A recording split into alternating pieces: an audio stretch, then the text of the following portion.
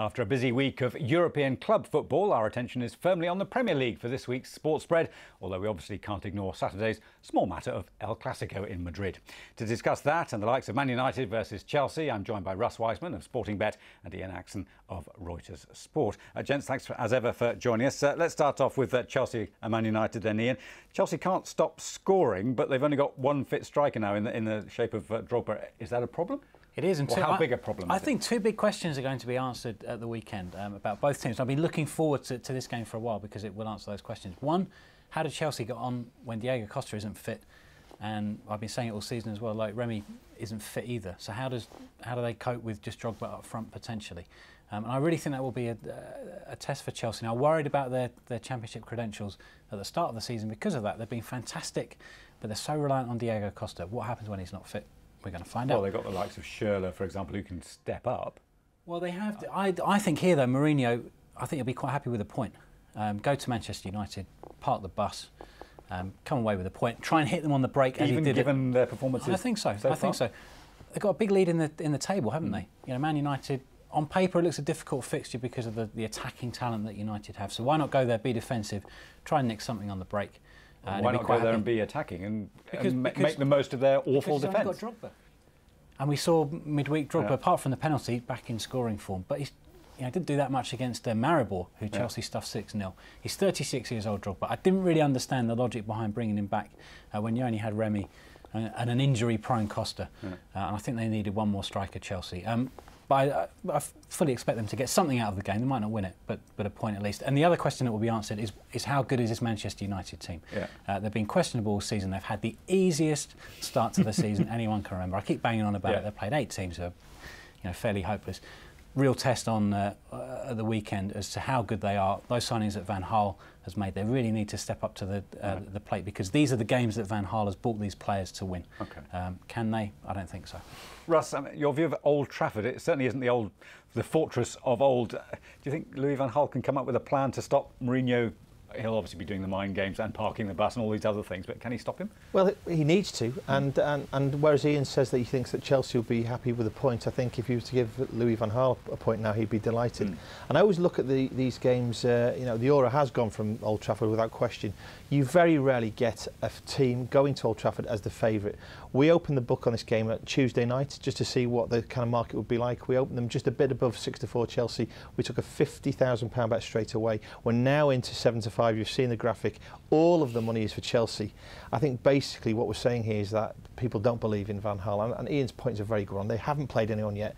These guys look as though they're the champions-elect already, don't they, Chelsea? And if you're following money, it certainly looks as though they're going to do the business. The Sportingbet money at the moment, all for Chelsea. Can't see that stopping. At the moment, we're cheering on a draw or United to do the business. And that's a really rare thing, isn't it, when it comes about But if you follow the money, surely you then put some money on Man United, don't you? Or just a small amount, just in case. Well, you'll get more value, put it that way, and that's a fair point. OK, well, I hesitate to say this. 4th playing host to 2nd, and the teams involved, West Ham and Manchester City. Can West Ham continue their start? Well, it's funny. Andy Carroll a couple of weeks ago said that with West Ham moving to the Olympic Stadium, they deserve Champions League football. They're in 4th place. If the season finished tomorrow, they would have Champions League football. But I can't see that happening. I think it's been a great start for West Ham. Good friend of mine's a West Ham fan, and he says they'll be coming down with the leaves this autumn, and I think that's probably realistic. But Manchester City did only draw in Moscow midweek, having been 2-0 up. Having been 2-0 up, and maybe that psychologically might play a bit of a part there, and the fact that they're struggling in the Champions League might get to the players. One of those games though, where if City score first, you can see them, going on to win relatively comfortable. But if the longer West Ham stay in the game, the better chance they have. Possibly a draw. I can't really see West Ham, turning over Manchester City. They're fairly awful against them last season as well. I think they lost 18-0 on aggregate or something over the course of a couple of Carling Cup games as well. So West Ham possibly can get a point, but the smart money has to be on Man City. So, Russ, do Man City bounce back after the disappointment in Moscow? I mean, Man City are a team, from a Sportingbet point of view, we like to be against because they're always a short price. But they've got elite players out there, haven't they? Like Silva and Aguero still look as though they can do the business at any level.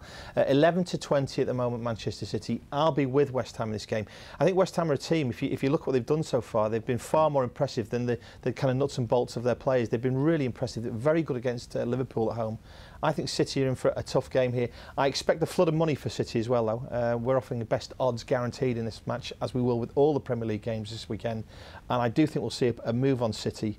However, I think West Ham can get something from this. I don't think City are the team they were last year, and they're looking a bit tired for me.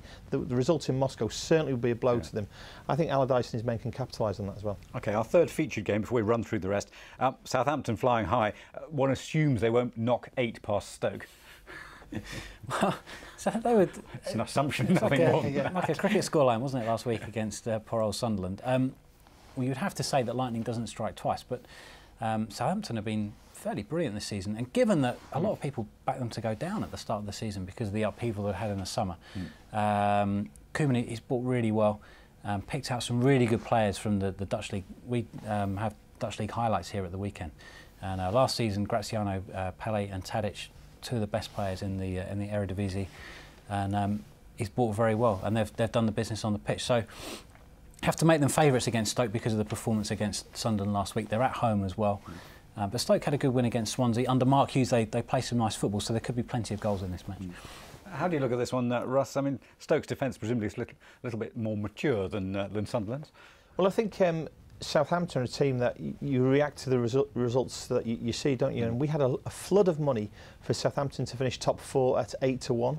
And that's now into 6-1, and also Southampton to finish top 6 at 15-8. So people now have cottoned on to the fact that Koeman and his men are a very good outfit. Stoke, for me, though, are clearly a better side than they were under Tony Pulis. Mark Hughes is doing well there. They're playing a different brand of football. Good momentum behind the club. Good win against Swansea last week. 4-7 here, Southampton.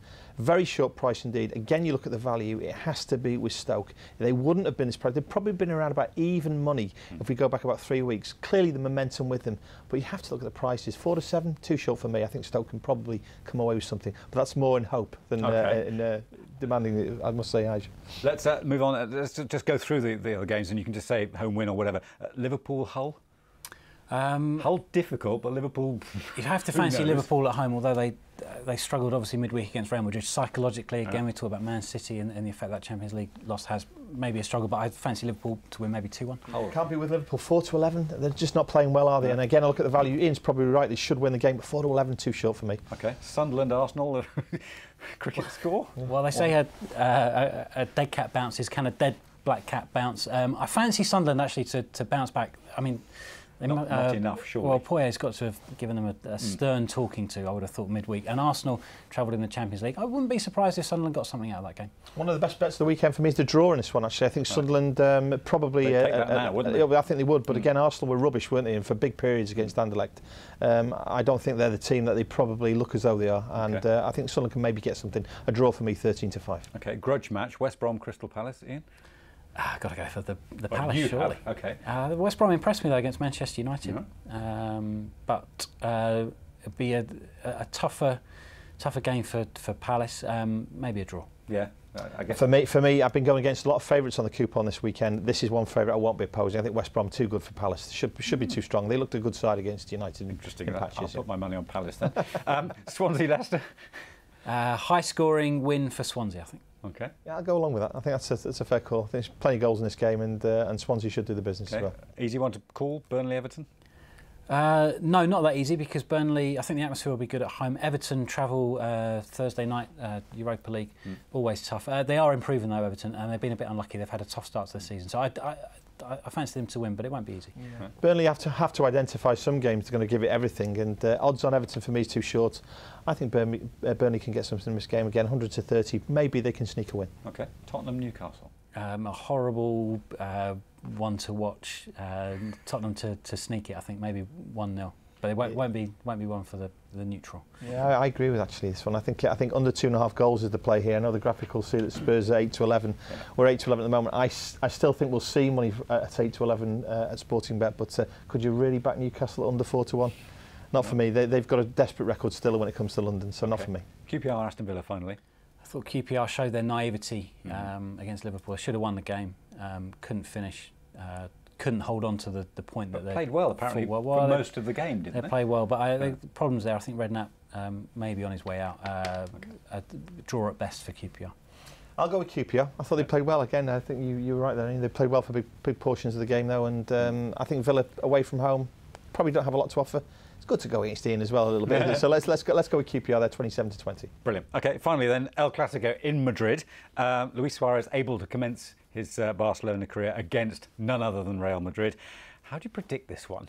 Or do you? I mean, it's throw the balls in the air, don't you? Well, I think, yeah, you do a little bit. Obviously, all the focus will be on Suarez at the weekend. And if he plays. Well, I think he will. Yeah. He'll have a role. It wouldn't surprise me at all if he started, maybe come on from the bench. But there'll definitely be a role for him there somewhere. He's got to be match fit, I would have thought, because he's been training with Barca. He's had a couple of games for Uruguay as well, and the kind of player that always looks fit and hungry, pardon the pun. So you back him to have an impact. Probably plenty of goals, both teams fairly free scoring. Barcelona have had the edge in the Clasico, I think, for the last 6 or 7 years. Real have only won twice since 2008. So I would fancy Barcelona to get something out of the game. Probably they'd be happy with a point, maybe a high scoring draw. But it'll be fascinating to watch as ever, because the players on the pitch are brilliant, aren't they? Ronaldo, Bale and Rodriguez for Real Madrid, and likes of Messi and Neymar, and now Luis Suarez for Barcelona. So sit back and enjoy. Want to enjoy it. What does the market make of it? Well, brilliant game and very close. I mean, it's surprising actually for me that Barcelona are just a hair away from being favourites in this game. Slight favourites Real Madrid. Fascinating that Barcelona haven't conceded a goal in the league this year. An incredible record in 8 games. But Real Madrid have scored 30 goals in 8 games. So something has to give. I think for me, the key thing here is the pressure is on Ancelotti's men. They have to win the game. They're 4 points behind here. Yeah. And in that league now, even though we say what a wonderful league the Spanish league is, you cannot afford to drop points at this stage. If a gap, if it opened now, would be too much to overcome even at this early part of the season. So I think Real Madrid are under pressure. It could play into Barcelona's hands, but I think it'll make the league interesting. I'll take Real Madrid to break that clean sheet duck for Barcelona this season and nick the game as well. OK, gentlemen, thank you very much indeed for that. That is all for now. My thanks to Russ and to Ian. Join us again next week when we'll be back with all the action on the pitch. I'm Nigel Stevenson. This is Reuters.